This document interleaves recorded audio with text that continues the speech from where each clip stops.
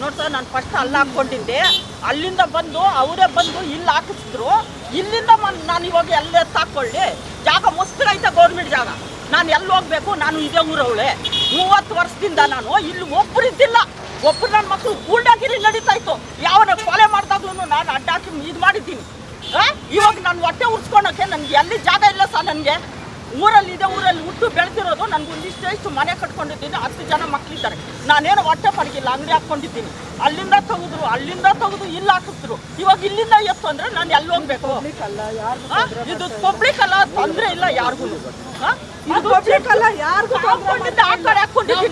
ಇದೊಂದೇ ನಮ್ಗೆ ಇರೋದು. ಕಾಂಪೌಂಡ್ ಎಲ್ಲ ಐತೆ, ಕಾಂಪೌಂಡ್ ಎಲ್ಲ ಐತೆ. ನಾವೆಲ್ಲ ಹೋಗೋಣ ಬಡವರು. ಆ ಚರ್ಚ್ ಅವ್ರದ್ದು ಕೇಳಿ, ಕಾಂಪೌಂಡ್ ಇದೆ ಅಲ್ಲಿ ಹಾಕೊಮ್ಮ ಹೋಗ್ಲಿ ಅಂತ ಅವ್ರು ಚರ್ಚ್ ಅವ್ರಿಂದ ಕಡೆ ಕೇಳ್ತಾರೆ. ನೀವೇ ತೋರಿಸಿ ಬೇಕಾದ್ರೆ